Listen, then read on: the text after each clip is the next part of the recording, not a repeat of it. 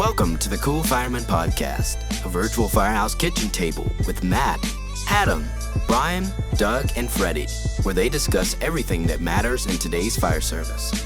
Now let's get to the show. Let me see them stickers. Sticker, yeah. Nate grabs. Oh. Who doesn't love a good sticker? You know what I mean? I like that guy. You could stick them anywhere. I'm going to give this one to my rookie. Dude, that one's good. I love the font and the color for that word. Wow. Notorious. Such a good movie. Here's your burn box stickers for the month, people. Hey. Nice. There might be more to come later on that. Beautiful. I just want you to know you're my favorite girl. Ba-dum. All right. Welcome back to the Cool Fireman Podcast, ladies and gentlemen. Today we are talking about the unwritten rules of the firehouse, the unwritten rules of the fire department. Is that your food? Is that our food? Or is that my food? Don't touch my food. Sorry, Rhett. All right, so that's what we're talking about today. We got some fun ones. We got some serious ones. We'll see where it goes. But before that, we're going to do a little housekeeping. Folks, it's time for housekeeping. All right, some housekeeping, boys. Today you got Matt, Doug, and Adam, or you've got Adam, Doug, and Matt. I don't know which one it is. Huh? I don't know. I thought Doug said something. No, I didn't say anything. Maybe it was just that glizzy you just devoured. I just straight housed a footlong glizzy. It was amazing. Dude, that thing was down in like 8 seconds. It was so hot. No, I wasn't 8 seconds. It was Dude, it was an 8-second ride if I've ever seen it. We got this sweet little food truck that comes around through town, Pippi's Hot Dogs, and they stop at the Feed and Seed store, and I'm always at the Feed and Seed store for something. My wife was just up there. She's like, "You want a hot dog?" I'm like, "You know it." So she brought me back a foot-long chili dog, bean chili, with barbecue sauce and jerky French fried onions. It's good. What an amazing name, Pippi's. Yeah, Pippi's. Dude. Yeah. I love that. Is that the guy's name or the girl's name? It's called, I think that's their dog's name. It's called Pippi's Dog House. Oh, I love that. Yeah. And it looked like dog food, to be honest. But it's the best tasting dog food. This is low-grade dog food. Oh, the hell. All right. Some housekeeping, right? Let's get to Patreon. So we got a very exciting day. So everybody that's listening right now that's not an engineer subscriber, we're sorry, but you are not on the wheel of names today. But Douglas, what do we have for Patreon? So we got 2 new subscribers, 1 free, 1 paid. We let's see, Aaron Valentine joined as a free member. Aaron, we need $2, bro. Get up off $2. I'm just kidding. See what it's like. See if you like it. And if you do, by all means. And Brian Kane, K-A-N-N-E. Canny. Yeah, I'm not sure how he pronounces that, but hope he didn't ruin it. One of the 4 guesses there was probably right. So thank you for joining our engineer tier. That was awesome. I might play the Golden Girls theme song just right then. Thank you for being a friend. What a jam.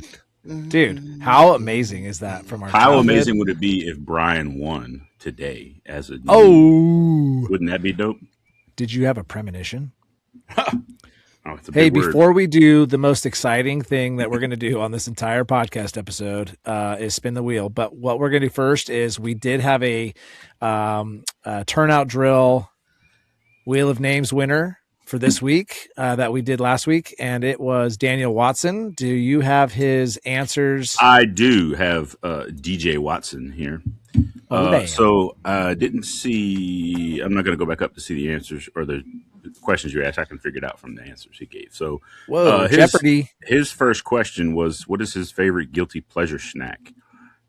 He said any Little Debbie cake, because who doesn't like sweets? Oh, dude, Little Debbie cakes. When I was in high school, I had 2 packages of Little Debbie cakes every morning. That and a Mountain Dew. Swiss rolls. Dude. Is that what yours is? I don't know. No, I'm not a big. You know what I really like is those thick chocolate caramels with the sea salt on top of it. Oh, the sweet and salt. Got off track with Little Debbie there. Do you like believe peanut butter bars? Peanut butter bars, Zanny bars. Do you believe in aliens or not? I am torn on if I believe in aliens or not. I feel like there has been some unexplained things that have happened. So yes and no. Fence rider. I kind of share that sentiment too, but I'm more of a yes than a no. I'm in, dude. There's aliens, 100%. I'm much rather on the. I mean, look at Elon Musk. Just look at him. The guy's an alien. Called a Men in Black. Sunrise or sunset? He would rather have a sunset. Sunsets are kind of like things are settling down and time to relax. I'm the same. So says DJ Watson. I am not a morning person. As much as I've tried in the 42 years I've existed on this earth, I just am not a morning person. I can't do it. But evening times with a beer in the hand with a sunset, oh my goodness. I was in the jacuzzi the other day. I was watching the Padre game, had a beer in my hand. It was phenomenal. Phenomenal. I'm going to do that later. I'm going to be sitting out back burning some dried up stuff that I picked up out of the pasture and drinking cold beer. I'm on my way. Unk, are you a sunrise or a sunset? Real quick before we go. Sunrise, bud. Sunset. Especially back in the day, on vacation, a beer in your hand, watching the sun come up. Great way to start your day. Yeah, you can't day drink if you don't start in the morning. That's fair. Truth. That's 100% truth. All right. Last matter of whatever we have to do for Patreon is the most exciting. Wheel of names. All right. I'm going to share my screen here. Oh, I got to find it. There it is. Okay. You would think by now that I would. Can you guys see that? Yay. Perfect. All right. So there's all the names. There's 14 names. Thank you to all of our engineer subscribers. If you are not subscribed, it's $2 a month. And you get Aaron. a whole bunch of behind the scenes stuff that we send out. And Unky is starting to do some par check stuff on Patreon, which is just for our Patreon subs, just for the engineers. And it's good stuff. Whoa, what's this over here? Okay. Whoa, Spicy. that's not gonna come up on this. Nobody's gonna see it because I cropped this in. So. Is that a cookie from your search history? Huh? Oh shit! Oh my god, there's some just absolutely bombshell of a woman in underwear that popped up as an ad on Wheel of Names. Sir, that is not your wife. Asking your wife, that is not your wife. Maybe I'll just have to put it on the thing. Oh, it went away. What's the next one going to be? It's going to be a dude. Oh, Mandalay Bay. I guess I'm going to Vegas. All right, let's get this going. Click to spin, it says. All 14 names are on there. Who is going to be the big winner for April and the box of goodies? Here it goes. And around it goes, folks. Where it lands. Oh, my gosh. No. Dude, you can't make this up. You can't make it up. Ricky Bird is the big winner. We knew it was going to come one of these days. Oh, my gosh. Ricky Bird is the second month's big winner. Who was the first winner? I forget. So still only Simon, one loss. Simon, right? Oh, no. Simon was... Who? Yeah, I think Simon. Simon won the first month, which was March, and now Ricky Bird wins April. Oh, yeah. Well done, kind sir. Ricky is an absolute Wheel of Names. Still only one loss on his record. Yeah, and we're going to see him later this month at FDSC International. I look like hell. Sorry, y'all. I've been working outside. I look like hell, but it's okay. Yeah. Very good. Okay, that's Patreon. Go ahead and sign up. It's $2 a month. It's $1 just to help to get into the rookie tier, which kind of gives you just a shout out. It gives you a chance to win in the Turnout Drill and all that good stuff. But yeah, Patreon's been super fun. Great little community we got there. No negative comments, which I love the most. But yeah, other than that, we have sponsors. So Unky's Seasoning, he'll be at FDIC. Any other news besides that you got some special stock in? We're all resupplied. We're shipping up our items as we speak. We're shipping them all up there. We're gonna be getting out some samples. It's gonna be a fantastic time, guys. We're gonna be with the Burn Box and the FD Coin Collector. FD Collectors Club. 20 days away, something like that. Yeah. And we're going to be able to see Ricky Bird while we're there.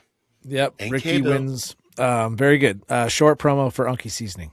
From the firehouse to your house, Unky's Seasoning packs bold, firehouse tested flavor into every meal, Whether you're grilling, roasting, or just sprinkling it on your favorite snacks, our blends turn everyday eats into unforgettable bites. Pick your flavor, shake it on, and taste why it's Firehouse approved. Go to unkeyseasoning.com. Awesome. And burn box. Doug, you got your burn box. I think, Unc, you're still waiting yours. Sure did. Real quick, what is in this month? Oh, is that a t-shirt? Got a burn box skeleton key t-shirt. Nice. Okay. Wow. That's pretty cool. Yes. Got a burn box metal wedge. It says failure is not an option. Nice heavy duty red. Mine's red. I don't know if they're all going to be red or not. I wish that a metal wedge came in every box. I love metal wedges. Yeah. Got a burn box branded door jamb. If you don't know what these are, they go in either door knob. Oh, and sick. Keep the plunger in. And you got a adjustable Williams key. Oh, damn. Respectful From entry. Trevor And I will tell you that Trevor has updated or upgraded this knurled knob. It's a lot more tactile and grippy now, if that makes sense. But the adjustable one folds down to this, and then you can fold it out like this. So you got shove knife in, respectful entry kind of stuff. So, yeah. Dude. That's fantastic. I lost that mine. is rad. The last custom one. I did too. Dude, mine has gotten bashed up. It's like all, it's probably bashed left in somebody's door that I had to get into with it. Yeah, probably. Very good. All right, saving lives with the Burn Box. Short promo from the Burn Box. Brought to you by the Burn Box, the #1 firefighter subscription box. The Burn Box celebrates firefighter products and firefighter-owned and operated businesses. Start today and receive a monthly box of firefighter apparel, gear, and tools. Check them out at theburnbox.com. All right, very good. Those are our sponsors. Last but not least, folks, nothing that I had seen. We have had some crazy incidents, and I think we talked about last pay period. Wow, last episode. What's on my mind? The accident in Chicago, the accident at LaGuardia, all this kind of crazy stuff going on. But I haven't heard anything in the last week. But we have to do it. We're going to do a moment of silence for all the first responders. You guys have anybody special to mention? Nope. Let me just make sure. I saw we signed up for an email thing to get notified of those. Yeah. Okay, that's right. Oh, I saw that. Yeah. Very cool. Oh, I thought you did. No, I screwed this up. Yeah, because the rundown says moment of silence with Andrew, but that was last week. So I don't think we have anything. If we missed you, if you have one, if you want to honor somebody in our moment of silence here through the podcast, let us know. Hit us up on any way you can. Instagram, Facebook, YouTube, Spotify, whatever. Email thecoolfireman@gmail.com. All right. Moment of silence for all of our first responders that we may have lost over the last week.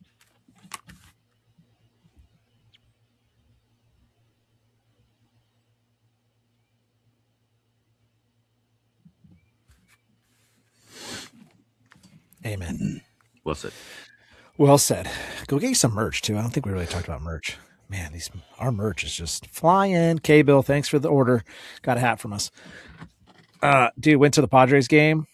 I was just thinking about moment of silence, dude. If I have to go with my family, if I get to go with my family to the baseball game, I'm like, we got to get there early because I love the national anthem. I love watching and the flyovers that they do, the military. It's like almost brings a tear to your eye. Kind of just when I was doing my moment of silence. Do they do a flyover every home game since they're so close to an installation? Every one that I've gone to, yeah. And then when it's like Little League Day or Pony Day, whatever they call it, sometimes they'll have the paratroopers. They'll come in or like whatever special forces guy will fly in, and that's pretty cool too. It's amazing. But yeah, I was just thinking about that while I was doing my little prayer on the moment of silence, and I started thinking about I was at opening day at the Padres game, and it's just so rad. It's very cool. All right, folks. Topic of the day: some unwritten. That sounded like a pig. Nobody heard though. It was a rooster. I'm on the deck. Unwritten laws, the unwritten rules. So coming off of last episode, if you didn't listen to the last episode, it's going to be one of our best because we talk about how to become a fireman and the culture of being a fireman, and like never giving up and having a good attitude, and that kind of rolls right into just what are the unwritten rules. All right, so right off the bat, we're 13 minutes and 53 seconds in. I'm going to say this for Adam. that our call to action is what unwritten rule are we missing? Okay. We're going to start talking about a couple of them. We're going to talk about culture and all this stuff about the firehouse, but what do we miss? Or what is one that, you kind of have in your firehouse that maybe we just didn't talk about? So as we go forward, try to remember it or write it down. I want to start. My most favorite one is food. I love how food is portrayed in the firehouse. Okay. So we get food from people on the outside, right? And we were just talking about this yesterday. There will be people in our community that bring us like half a pizza. And they're like, hey, we had a party and we didn't finish it, but we figured maybe you guys could have this for dinner. And we're like, and of course, like we answer the door and we're like, it's all cold. But it's like gourmet pizza. You know what I mean? Like we wouldn't have brought it to you if it was just like Domino's or Pizza Hut. Like this is from a specialty, mom and pop place. And serious gourmet shit. We're like, thank you so much. I mean, that is, and of course you just kill them with kindness, right? And then you shut the door and you're like, what the fuck? Sorry, Rhett. Straight in the dumpster. Dude, straight in the dumpster. I mean, we've gotten like 10 pizzas before. And it was this massive event. It wasn't just like a birthday party, like some massive event. Hey, we had 10 extra pizzas, so we thought we'd bring them here. And we're depends on what it is. It's good enough to eat or save for the next shift as a snack. But then there's some people that do like almost like catering style. Yeah. And they got their food there at 11. It's 7:00. It's been 90 degrees outside all day. We just smile, watch them leave the parking lot, and go right outside and throw it away. Dude, the chicken smells a little funky. It makes me laugh because it's like it doesn't make sense. Like I don't know. It's like I'm going to bring 10 pizzas to the firehouse. I mean, like God bless you, like for thinking about us as first responders, and their intentions are just so pure and great. Yeah. Now 10 whole pizzas. That's very nice. Half of a pizza. Yeah. Thanks. One of the pieces is half eaten. Like, I ate half of this hot dog. You want the rest? It was a foot long, so it's technically 6 inches left. Oh my God, dude. It's so funny. All right. I'm going to bring up right now. I'm going to bring, because Doug's all over it. I mean, he would eat the half the glizzy in 2 seconds. Oh, okay. So here's an unwritten thing. All right. Let's discuss it. Now, somebody brings something to the station. Ding dong, right? Hey guys, you ran to my dad's house. You picked him up off the ground. So I brought you some cookies. I brought you some brownies. I brought you some whatever, right? Insert here. And it says to B shift or to firefighter, Jones, right? Or whatever. Is that fair game? Or do you have to take, so if you take it from them, and you thank you so much. Oh my, you guys were going to throw this away, right? Because we're not allowed to take gratuities, right? Oh yeah, I was going to throw it away. Okay, perfect. And you do an about face, and do you just start mowing it down, or do you give it at least until their shift? No. You make them a little plate if you're feeling kind that day. You make them a little plate. Them cookies ain't gonna make it to shift change. Only the oatmeal raisins one will make it. Yeah, you can keep the oatmeal raisin. I'm not eating that. Oatmeal raisin. Ooh. I'm easily influenced. I was literally going to be like, I would give it at least, one shift, so they can show up and at least get an opportunity. But now that you guys said that, I'm like, I don't think actually I would. I think I would just eat them. And would that be returned to you if it was your cookies? If they showed up on their shift, you got 48 hours before you show up. You think they're going to let the cookies there? I'd be pissed. I'd come in and be like, "Where are my cookies, bro?" Like there's a little card there that says, "We hope you enjoyed these cookies." Right? That's the problem. You don't leave the card laying around. No, you actually the card's got to go first. That's the first thing to go. You got to make sure it gets out in that shift's trash can and gets taken out to the dump that night, and then you can verbally tell them, "Hey, there's some oatmeal raisins up there." Hey. Yeah. Dude, this is like my favorite topic of all time. I love unwritten rules of the firehouse is so good. Because it's Kitchen is seriously, sacred, man. it's the same circus, just different clowns, dude. That's all it is. It's the same type of culture. All the stuff we were talking about last week about how to get into the fire service, what a good probie is, and attitude and all this stuff. Like we all have it, right? We all have it. We all are expected to work 30 years together, and we all have this same type of mentality of just like, no, fuck them. Sorry, Rhett. And I'm going to eat your cookies. God, a lot of sorry Rets today already. I know. I'm sorry. We're only 19 minutes and 15 seconds in. I've said sorry like 4 times. So, okay. Can we let's stay in the kitchen. Do you guys have any kitchen ones? Cause I can keep going. Several. Indigestion. Doug says several. Several. Okay. All right. Are you going to go or do you want me to go? Let's just do a round. Let's start with Doug, then Matt, then me, and we'll keep on going until we're done with the kitchen. All right. All right.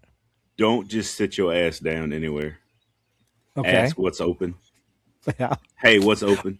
Even if I'm working trade at my own station, and I'm most of those guys, I know where they sit. Hey, what's open? It's just a respect thing. Dudes are personal about their chairs, whether it be the kitchen table, whether it be their recliner, their bunks, whatever. Guys are personal about that shit. Like even after hours. Jiminy Christmas. As we said before, Even after hours, when we're getting ready to watch a movie or we're watching a game or whatever, everybody has their own spot to sit. Okay, Doug's. as we said before, is we don't have assigned seats, but you can't sit there. Right. We've had that episode before, and it went off. The people loved talking about it, and it's actually a really good topic. In my firehouse, in my fire department, all 4 fire stations have a captain, engineer, and firefighter spot. There's no assigned seating, but that's my seat. You know what I mean? Yeah. And it's funny because as you work your way up, you know, you're a fireman and you're a probie and you're sitting in the seat and you're just like not watching the TV and you're just staring your back's down. turned to it. Yeah, you're super awkward, right? And then you work there a few years. Now you can watch TV as a fireman, whatever, blah, blah, blah. But you move up into that next seat and you're like, whoa, this is kind of weird. You know, you have to kind of like work it in and get your butt all situated, you know, like it's a real thing. And then when you make it to captain or lieutenant, whatever you guys have, it's another seat, you know, it's so weird. And it's just a different perspective of the TV too. It's so weird. It's definitely weird. So yes, I see what you're talking about, Doug. We're big with that with beds. Like the new guy is always the floater. Like whoever's off or detailed or whatever, that's the bed they get. But everybody has their own bed. When the rookie is no longer the rookie and somebody gets transferred and we get a new rookie, typically the previous rookie then gets to pick.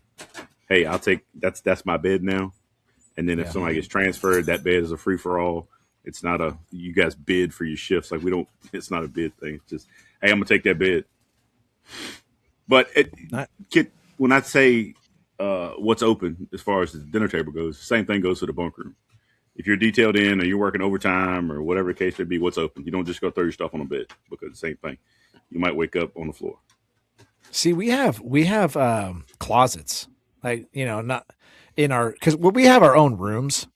So we have a captain room that typically has a bathroom. Just one of our stations, the captain's room doesn't have a bathroom in it, but I mean, there is another bathroom that is the captain's bathroom. You know what I mean?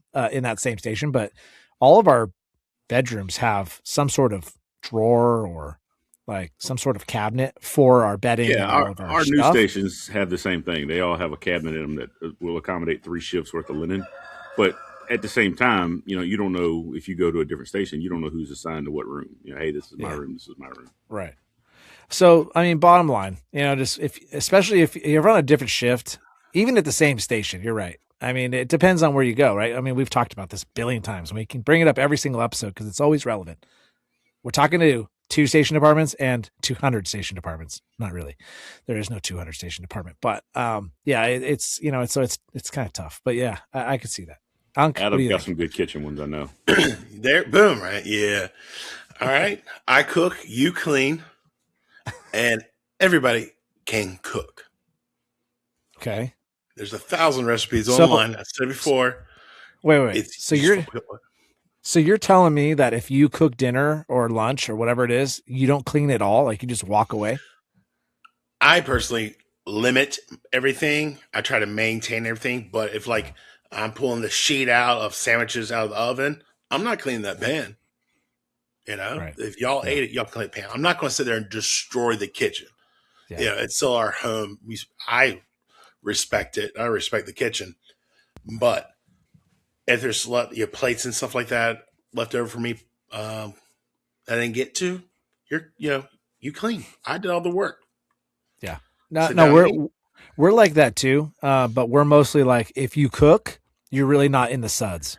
You know what I mean? Like, you're not the guy that's taking all the plates and cleaning all the plates, putting them in the dishwasher. You're just the guy that kind of helps like tidy up around the kitchen, right? Takes the plates, maybe you still clean.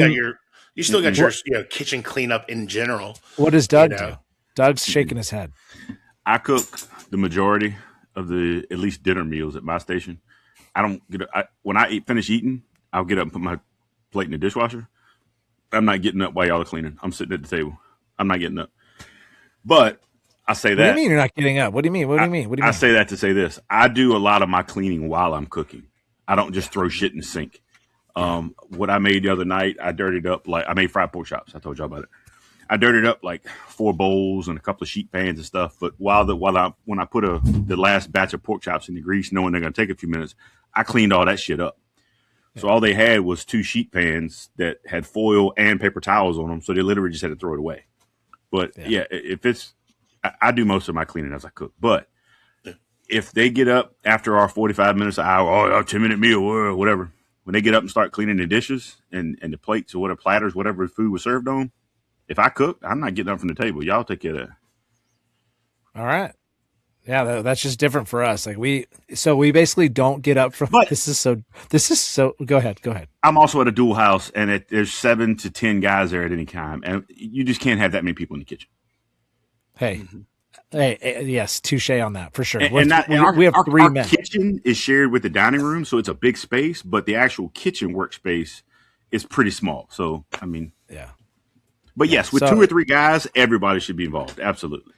Yeah, we don't get up from the table until the captain starts and until the captain's done. Like when I was growing up through the fire department here, where I work now, firefighter to engineer. There were some captains we'd sit at the table for like 2-3 hours. I mean, we'd sit down for chow like 6 o'clock, and I'm looking at the clock and it's 9 o'clock, and we've watched a episode of Survivor.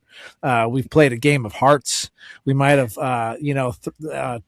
ban somebody from the table for farting. I mean, there's a lot that goes on in those 3 hours, and it was hilarious. And I would never take it back. But there's probably some people listening going, "Oh my God, if I sat at the table for 3 hours, my ass would be dead. I couldn't stand up." Right. So to me, it all depends on who's there. Yeah. You know, if it's 100% all fun guys to hang out with, I want to spend time with. Yeah. I can see that. We're like a big Jeopardy department. And so we'll usually at 6:30 our time, World News with David Muir is on. So we'll watch that. And then right after that, Jeopardy. And so Jeopardy comes on at 7. We usually sit down around 6. So after it's about 7:30 is kind of like, okay, and the other part of our culture is the guys that I grew up with hate Wheel of Fortune. As soon as Pat Sajak's voice would come on, they go, "Oh my God, this is the worst show."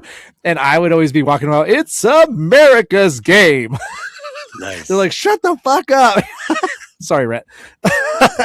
Dude, it was yeah. So I always fuck around with that, but yeah. So I don't know. I like to just sit down at 6 and then right around like 7:30, 8 o'clock. So almost 2 hours you're sitting there. But yeah, it's fun. Like you said, depends on who's sitting at your table too. So I'm going to go to the refrigerator. All right. So we have 2 refrigerators. When I worked in county, they have 3 refrigerators, 1 for each shift. So it made it a little bit easier. An A shift, a B shift, and a C shift refrigerator. So if it was in that refrigerator, stay the hell away, because that whole thing is basically a drawer. Yeah. But now I only have 2 for 3 shifts. And so it's just basically community, but there are drawers that we take up usually. Like, I think there's like 2 drawers in each one. So that gives 1 per shift. And if you just stuff your eggs and your whatever in there, then it's safe. That's kind of our thing, but there's no drawers in the freezer. So I was just talking about it with a pretty tenured engineer he's been there longer than I have.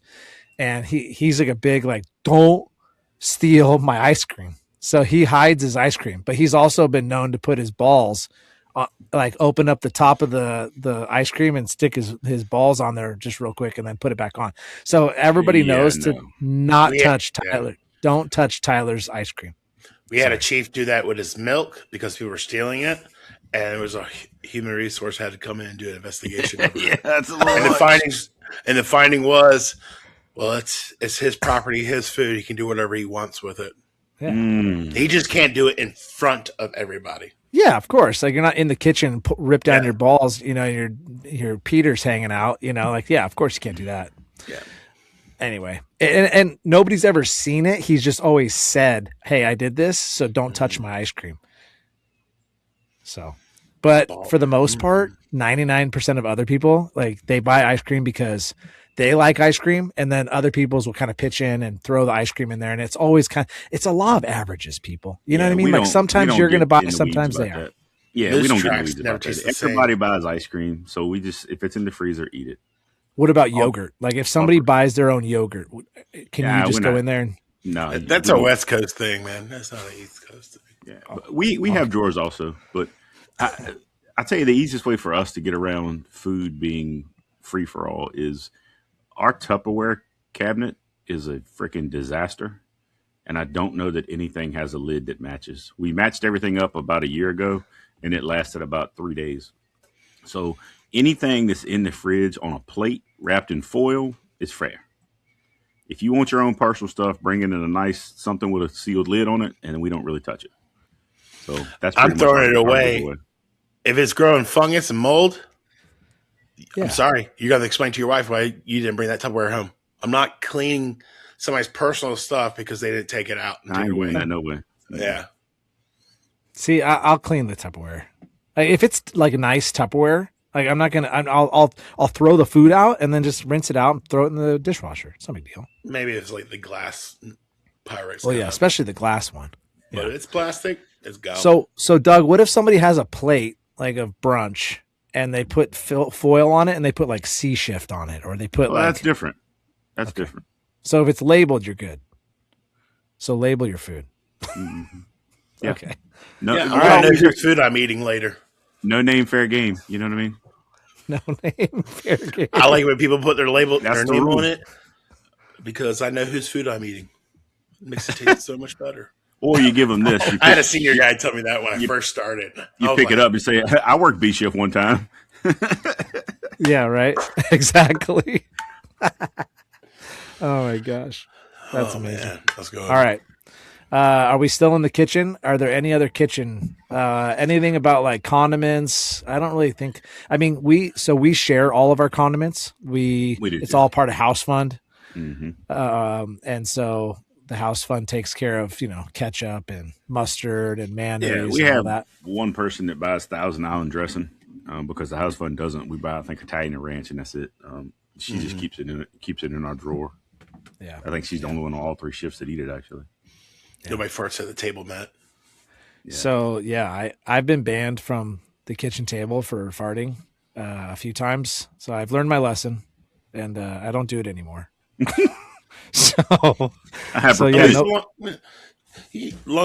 we're eating, it's a no-go. And we're just sitting there and just shooting the shit. Oh yeah, I'm fine. No, not for. So John, shout out to John. You're a habitual line stepper when it comes to farting at the table, so you lose 24 hours worth of privilege. Yeah. Yeah, I shouldn't even be able to eat at the table. Like nobody should. Like if you rip a juicy fart while people are eating, I mean, we're literally eating your fecal fecal matter just flying through the air. You're just eating it. It's disgusting. That is disgusting. I am a disgusting human being. I know that. I'm sorry. I have a problem. Okay. My boss doesn't like it happening in the kitchen anywhere. Sure. That's fair. I think that's 100% fair. I mean, there's a bathroom. Fucking walk to the bathroom and rip. Like I do that now. I get up and they're like, "What are you doing?" And I'm like, "Don't worry about it." And I'll go. We have two exit doors in the kitchen, and one of them is right by the trash can beside the sink. And we have one guy. He's the most fartingest bitch I've ever met in my life. I've never in my life seen a man fart like this guy. The length, the sound, the frequency. I don't know what's wrong with him. Something is gastrointestinally wrong with him. But he'll just open the door, step outside, and let her rip. and then come right back in. Dude, you just reminded me of Brian. Like risk, frequency, probability. Yeah. Yeah. That's cost. To figure the cost. Risk, frequency, probability, cost. Yeah. Yeah. Yeah. Oh man. He's also reset his clock pretty frequently too. So Yeah. Oh, his what? His clock? yeah. How many days has it been since I shit my pants? Oh, right. He resets his clock about once a month. All right. What is there more in the kitchen? I'm sure there is. We're missing some. So, like I said, call to action. If there's something that we're missing from the kitchen, an unwritten rule, unwritten law. I mean, there's a million ways you can go with it. You know, like people will bring in fruit from their own trees and stuff like that, and people go fishing. A couple guys fish a lot in our department, and they'll just bring in a ton of fish and throw it in the freezer, and that's fair game, which is amazing. We had it 2 nights ago. Some bluefin ahi tuna. Oh my god, that's awesome! Seared it on both sides. It was red in the middle. Oh, dude, some rice and some greens. Oh, it was so good. Yeah. All right. Outside, where else where else can we go, Unc? Do you have anywhere we can go? I mean, we touched on bunk rooms, the living rooms, because everybody's attached to the kitchen. Yeah. I think it just kind of comes into more like your behavior. Oh, okay. You're right. Yeah. No, I got you there. So like, well, I'm reading one here, like bathroom. So if you go to the bathroom and you use the last square, like have you guys ever, wasn't it Seinfeld? Can you spare a square? Wasn't that one of that was like that was one of the famous episodes. If you use the last square of the toilet paper and you don't pull the cardboard roll off and put a new one on, you're an asshole. Sorry, Rhett. Not even the last square. I don't use it. I don't, because ours is dirt cheap freaking cardboard. But if you get down to where like you can't pull it without it, you know, like the last 20 squares, even like if it's just a small minuscule amount, don't be that guy. Yeah. Just take the toilet paper roll and stack it on top. You just sit on top. Yeah. So one time, at least the next person has something. Yeah. We had a captain one time who I wasn't a captain yet. I was maybe just a fireman actually. And this guy was like, hey, no more than 3 rolls, because we'll put the rolls on top of the tank. And so guys, oh my God, they got as much toilet paper as they could. And they actually made it so tight that it went across from side to side. And there was like 2 rows of toilet paper. And then they had a huge pyramid on the thing. The guy walked in lost his shit, dude. It was, I mean, in a good way. I mean, he was like, you fucking a-holes. It's just, that's the fire service, right? You tell them not to do it, they're just going to do it times 10. Yeah. How can I amplify this? Yeah. What about those guys? Now I'm talking to, especially like, I don't know if you guys have specific bathrooms for specific people. Like I said, 3 out of our 4 stations have a bathroom in the captain's. So I walk into a room that has a bathroom in it. Yeah. And it's like, don't destroy the bathroom like 5 minutes before shift change, dude. Yeah. We used to have a battalion chief that lived at my station years ago. When that assignment left, the truck captain took that space, and it's his own ensuite bathroom, if you want to call it, but all 3 of their lockers are in there. It's just the truck office now. The engine office upstairs does not have its own bathroom. It's just like a conference room, but it became the engine officer's bunk room. Female bathroom upstairs, male bathroom upstairs, but there's also one in the day room area downstairs. It is the no pooping stool. That is the rule. No pooping in the day room stool. Oh. I can dig that. We've got a few stations that we used to. I think some of the new ones still have them too, that have bathrooms attached to the bay. The best pooping stool.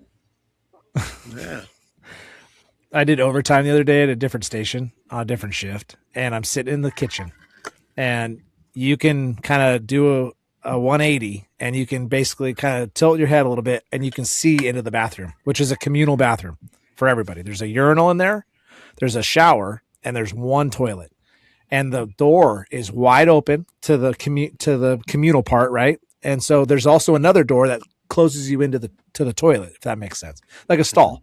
Yeah, the stall was closed, but the door was wide open into the bathroom, and it was the gnarliest. I don't want to hear you. I'm like, bro, can't you just close the door? Like, I mean, I'm not embarrassed if I go in and do that, but it's just like a courtesy thing. I'm sitting at the kitchen table drinking coffee, and it's just like the most gnarliest whirlwind of just poo coming out of this man. I don't even know how he was alive. I mean, his blood pressure must have dropped 50 points after that poo. Could have sworn I heard a rooster crow while he was pooping. Right, exactly. I agree with you that shift change. Like my building's really unique. So at 6:30, we open up. It's me and the captain. We're the only civilians here, so we have our own room with a bathroom. At 6:30, we open up our room so the people are coming in. They can come in, hang out, go ahead and change. At by 6 o'clock, I don't use the bathroom. I'll go use down the hallway, the community one, the admin building part, because they don't come in for another an hour and a half later. So I'll do that. But man, that's very courteous of you, dude. I try to be, man. I have it all cleaned and ready by 6 o'clock. Yeah. So 6:30 when I open it up. I know all your nighttime farts are gone. We've talked about that before, and people kind of got on you. I remember because you were like, "Yeah, I'll vacuum at 6 o'clock," and people are like, "Dude, if you're vacuuming at 6 o'clock in my firehouse, I'm gonna like throw a rock at your head." Somebody's got. Yeah, but nobody hears it. Right. Well, because that's again, right. There's so many variables. Like your bedroom is in a different area that's not communal. So yeah, it's one thing if you're like in a communal bunk room and there's 10 guys sleeping in there, and you're like, "Sorry, 6 a.m. I got to go home." Like, yeah, of course you're not gonna do that. Okay. What about courtesy of when you get to work? I have a 7 o'clock shift change. That's when we shift change. When I worked for county, it was at 8 o'clock. They still do 8 o'clock shift change. So I was usually at work no later than 7 o'clock in the morning. So an hour early when I had the 8 o'clock. But when I switched to Laguna, it's just a different culture. And the typical time for guys to show up is 6:30. So I get to work. I try like right at 6:30, sometimes a couple minutes after 6:30. But I just feel like, the guy that you're relieving, it's not about him being able to leave as early as possible. It's mostly about if a call comes in between 6:30 and 7, now he's going to be stuck there if I don't show up, until 7, right at shift change. Now he's stuck there till possibly 8:30, depending on what the call is. And I'm like, that just sucks. So what time, Doug, what time do you guys have shift change? 8. What about you, Ankh? Our shift change is at 7 o'clock. 7 o'clock. So what time do you get to work? I get to work 6:15, 6:20. Okay. Yeah. So even before me. What about you, Doug? 6:45. I'm an hour and 15 minutes early. But I go to work, shower, shave, and everything there. But I'm ready to get on the rig by 7:10, 7:15. At the latest. So there you go. Awesome. Our courtesy is, but I've done that since day one. Minutes. I just was taught be there for that. We shift change at 8 for that 7:30, 7:45 call. If you don't have adequate staffing, be it another paramedic or to get on the unit or an acting officer or whatever, like those guys might get strung out for 2-3 hours. And that's not fair to anybody. I think that's totally fair. Because you can't pay it back to the shift that relieves you because you never see him. So right. Yes, you're correct. And the first person that files overtime, that courtesy will be gone. That's happened in my old department. The guy was like, "Hey, don't worry, Matt. I got you, Doug. I got you. We're going to cover you." And they were doing 15 minutes of overtime paperwork. And then they started realizing payroll, they were getting a lot of 15 minutes. And they found out, and they said, "That's it. C shift, you're not allowed to step inside the building until 7 o'clock. Oh, my God. You're not allowed to go to the bathroom. You're not allowed to get coffee. You're not allowed to go in the station because 2 individuals ruin it for you guys." Yeah, two guys. Because that was not approved overtime, and you're not doing overtime. You're relieving somebody. Yeah. Yeah. They were going in there and say, "Hey, go ahead and leave. Go ahead and leave. I got you. I'll cover you." Well, that's nice if you're just doing it, but they were filing for for money. That's wrong. That's just bad integrity. You know what I mean? Like that's just, you don't have any morals and no ethics. Like that's ridiculous. And what is that getting you? A couple dollars? You know what I mean? It's ridiculous. By and far they not fire you over $2 or $3. Right. Oh, absolutely. But I mean, if you're on an emergency holdover is what we call it, you know, I let's say I get a call at 6:15. The guy's not there to relieve me. I'm like, oh shit. Well, it's part of my shift. I work till 7 o'clock. I go run a call. I'm there till 8, 9 o'clock. I get a couple hours overtime. It's just, you know, the department eats that. But the other way around, you get there early and then take the early time. Oh my gosh, get out of here. Yeah. Go away. Go away. You don't deserve to work in the fire service, in my opinion, if that's the case. Okay. One more, I got another thing. If you leave your cover like hanging out on a hook, or you leave your sweatshirt or your hat on the rig before you know, when you leave to go home, does anything special happen to your gear? If it's where it's supposed to be, I mean, if it's where it's supposed to be, like the community coat rack, that's fine. It's where it's supposed to be. But if you leave it on the handle of the door to the engine, and you get a couple free passes, sure. And depending on who you are, those passes go away. Sometimes you have forever passes, like, oh, you know, it's Matt. He was busy this morning. It's not a big deal. But you got Joe Firefighter Ding Dong. Well, it might. I don't know. Something might happen. Depends on who you are. Yeah, it really does. On both sides. Well, that's true too. Yeah, but I've seen covers hanging from the rafters. Yeah, not that long ago, the rookie's jacket was hanging from a very, very high place in the station. Perfect. Maybe at the top of the was it like a uniform jacket or like turnout gear jacket? It was the shift after me, and it was their uniform jacket, not their turnout jacket. I'm not. We don't mess with structure gear. That's off limits. That pisses me off. I understand, like, you can play with it as in, like, put it over here, you know, like on the far side of the bay, away from the lockers, but visible because they left it on the truck. It happened to my brother. I thought it was kind of funny at first. Then I realized it's a problem. He came in early. It's a 6:30 guy. The ambulance got a call. He's like, well, I'm on the ambulance today. I got it, guys. Go. And it happened real quick. He was coming in the station door. He's like, I gotta go. He threw his gear was on the ground or in his locker, and he was gone all morning long. 11 o'clock, he comes back. His PPE, structural gear, was in the Raptures, hung up there.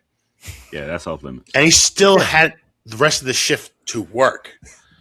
Like he's I guess I dove on the bomb. He called back and said, hey, guys, just don't worry about putting me on the truck. I'll stay on the ambulance all day. I'm already on here for a couple hours. I'm fine.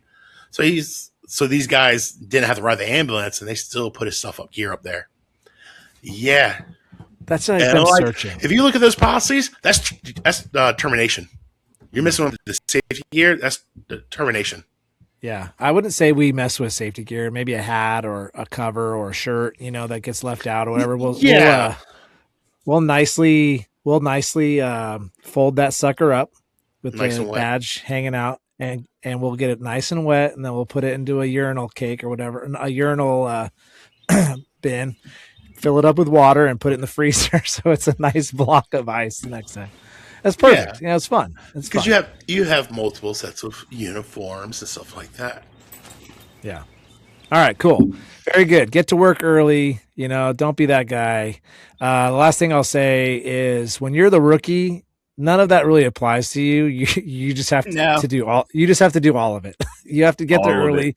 You have to be there late. You have to clean and cook, and you have to do everything. It's a rite of passage. Don't ask us why.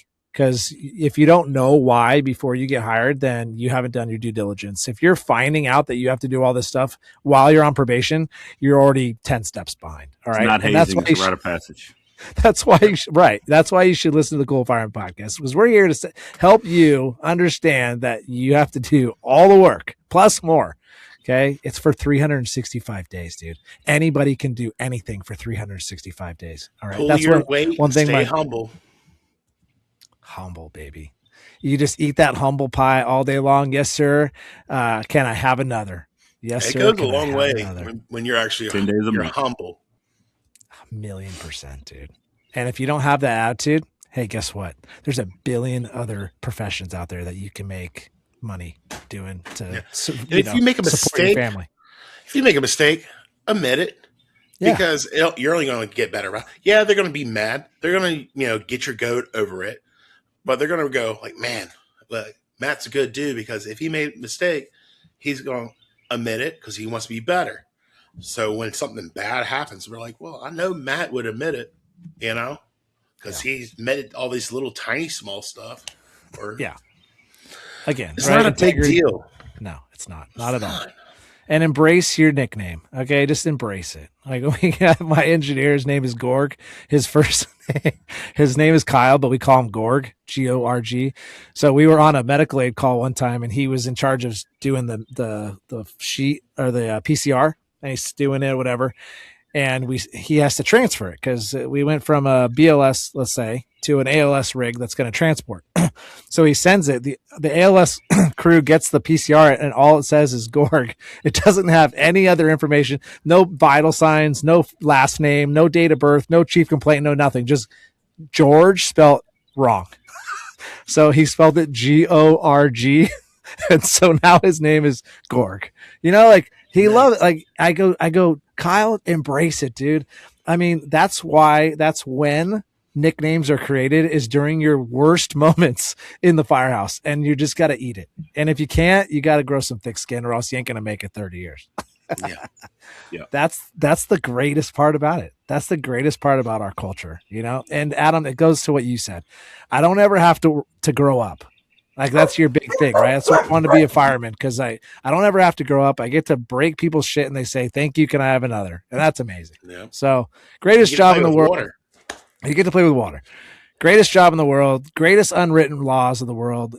Rookie. If you're a rookie fireman, or you're going to be, or you don't know what we're talking about, just Google "every good rookie shall."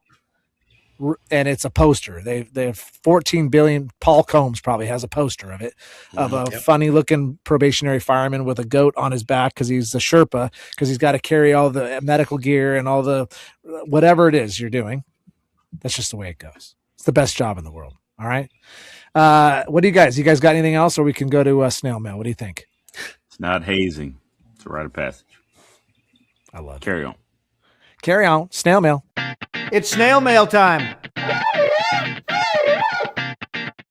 Snail mail. Okay. I have not prepared for snail mail, but I know, if I remember correctly, on this last episode of Do You Want to Be a Fireman's, we got some good comments. Be a fireman. So there is a topic that everybody loves to kind of gig me on, which 100%, I am here to say again, like, I am just curious about this whole volunteer thing. I had a whole week to think about it, and I still feel the same way. I talked about it with my crew yesterday. I brought up our last week's episode about volunteer, and I said, why are there still volunteers? So I'm going to read this, and then I'm going to give you just a very small follow-up, and K-Bill and Tyler and Joey, help me out, okay? Tyler Adams says, on this last episode, How to Become a Fireman. Great episode as usual. Unfortunately, my full response won't fit in the Spotify comments. May send you an email at some point. For Matt's question, so my question about why is there still volunteer firefighters? Brian and Adam nailed it. It's about money. Why would the government pay people to do it when people are willing to do it for free? As far as the insurance being higher with volleys, like Brian mentioned, my entire county is volunteer, and most of our departments have an ISO rating comparable to many paid. Need to hear how Unky got fired from the hotline. Well, we'll have to say that for a Patreon episode. Yeah, that'll be on the Patreon episode, yeah. So my only follow-up. That person had it coming. All right, never mind. Go ahead. Sorry. Just go on. My follow-up to the why would the government pay to do it? And it's not the government, right? And I understand that. It's the people, right? You would have to have higher taxes in order to accomplish fire departments in those small rural places. Okay, I understand that.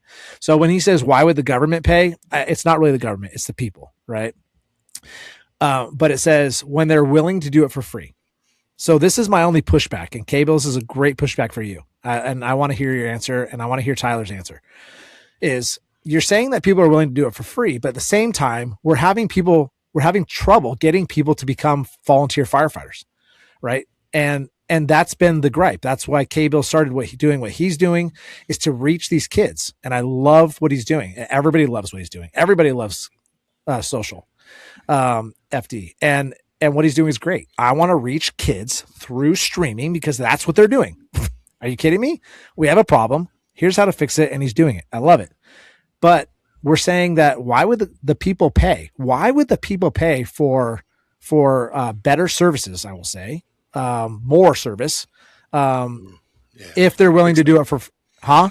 Yeah, I know. Fix that. Reword that. I'm not here to offend anybody. Like we've had this conversation and we've almost beat the dead horse, but yet here I am, and I keep bringing it up because I think it's a really important subject, and I want to bring. I mean, shoot, we're going to bring K-Bill back on again for sure. We're going to talk about this, and I want to bring on more people that are volunteers. A volunteer chief that's been doing this for 30, 40 years. I know they're out there. And you guys have to give me a little bit of slack because this is just not how I grew up in the fire service. And this is one of the reasons why we started this podcast is because to, really highlight the difference between East Coast and West Coast. It's just so much different. But what I'm hearing is, and Adam, I saw you kind of nod your head when I said that, yeah, you guys are saying that they're willing to do it for free, but are they? There are people out there like Travis, in Ohio, right? Little Station 5 with Quinn.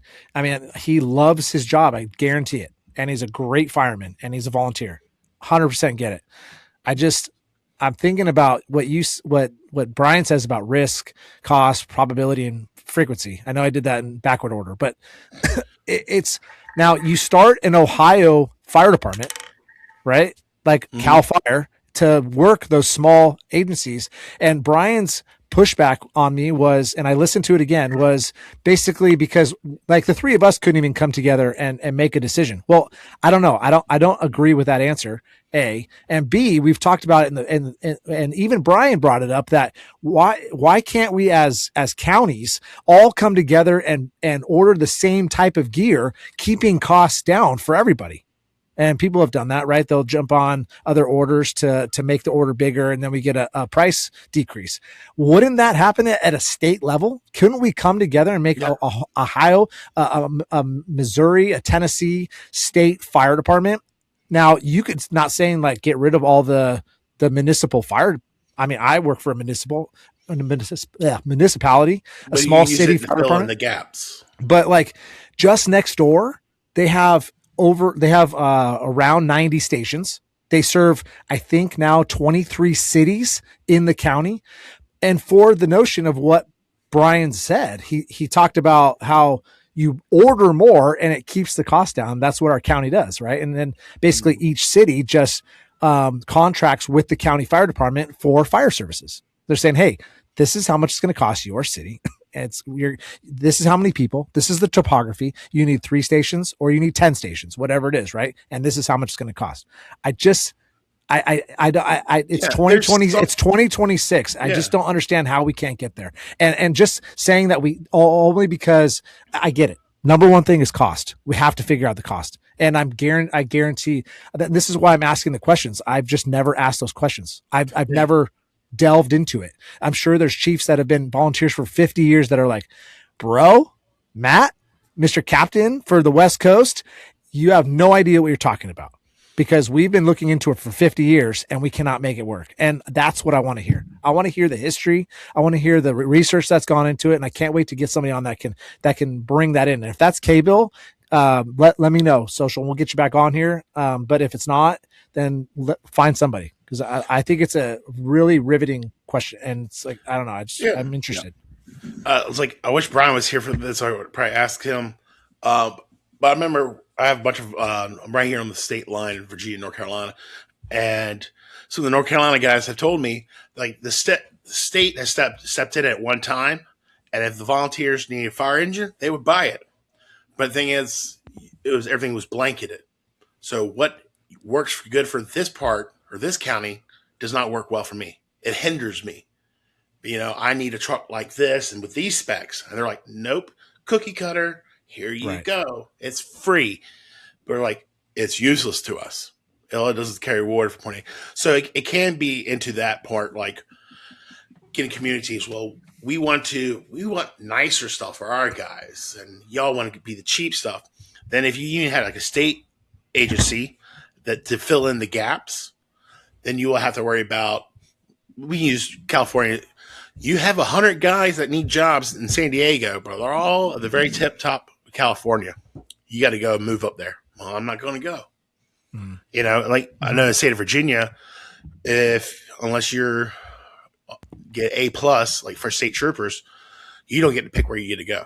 Same thing with a lot of park rangers, national parks. You don't get to pick. All you get to do is pick, I have a job, and they tell you where to go. So, I mean, there's a lot of California agencies like that. CHPs like that, California State Parks. If you want to be a park ranger, norm there, even for firefighters. But I think it's just, I don't think we have a lot of good talent that wants to be firefighters. That's always it comes down to it, man. It's not like it was after 9/11. I don't know. I think another topic for another day. Yep. Yeah, it is. I know. It's and we've already talked about it, to be honest. And please tell me if I'm just beating a dead horse, but it's just we're only halfway around the bush, guys. We just keep on going and we make one full loop. We're gonna get everybody paid, okay? The Cool Fireman Podcast, broad, deep subject, yeah. Okay. Joey said on that same podcast, he said, when I applied for Columbus, Ohio Fire Department, there were 3,000 of us for 30 spots. Now, where I work, we have maybe a handful of applicants for 2 or 3 spots. 3,000 spots, 10 applicants. No, 30 spots. But it's like reversed now. Yeah, it's just joking. Right. Reversed. Yeah. Which is interesting. I mean, it's got to be. I have my theories, and again, we can talk about it on a different day. K-Bill, great conversation. To Matt's question, approximately 70% of U.S. fire service is volunteer. Imagine the cost if you were to add 70% to the current budget. So before I finish, I just want to make one quick point on that. I just don't think that every state. So I talk about making a state fire department. I don't think you're adding I don't think it's 70% for every state. I think it's less than that. But I could be wrong. The citizens would be taxed more. That is true. Okay. It all comes down to money. You're right. More than they make. And that's just the volunteer fire service. There's volunteer police, volunteer EMS, and more. Great point. Volunteers are a vital part of the fire service. I agree, for many reasons. Absolutely. Their volunteers need to be trained and professional in their duties, professionally staffed by volunteers. And that's what we talked about on his episode. And I 100% agree. Mm-hmm. I just think that logistically we could figure out, I know the history is the way we've always done it. And the fire service, 75 to 80% volunteer. And so it's got to be a huge hurdle. I don't know. I'm being ignorant. Preston, last one. Preston, I love this episode. Mainly because I'm applying to my local fire department, and y'all have just shown me how great the fire family is. So it really solidifies my decision to serve the community as a firefighter and as a man just wanting to help. Thank you guys for all you do and helping me make this decision. Sweet. Love it. Good job, guys. That was fun. That was a fun episode. I love that topic. We're definitely going to have to bring it up again. I'm sure Brian's got some major FOMO for not being here, but Brian's son is in the last year of playing baseball, and he does not want to miss a lick. So I can totally understand that. We love you, Brian. We miss you. Get back as soon as you can. Some kind of championship game today during spring break. They won last night to go to the title game today, and it should be an hour in. I think he said they started at 1 o'clock. I think they started 7 o'clock tonight. So that's why it's tonight. Yes, and he's working today. So yes, we'll get him back. We're gonna buy Freddie a new core or 2 or 10, and get him back because he's itching to get back on the podcast. But we just we have no way to record with him, so it's tough. All right, folks. It's been a good one. If you're mad at Matt talking negatively, talking down to you volunteers, he'll be at FDIC, and we'll put his hands behind his back and take a couple punches. All right. Fuck yeah, dude. Hey, take me to the It'd be like a basement. punching booth instead of a dunking booth. Hell yeah. Let's go. Bring it on, baby. I want to hear it. I can't wait. All right, folks. Love you, mean it. Who's rolling us out? Roll it, Gigi. Roll it, Gigi. Before you leave, hit that subscribe button, turn on notifications, and give these firemen a huge thumbs up. Also, make sure you check out thecoolfireman.com for more. Thanks!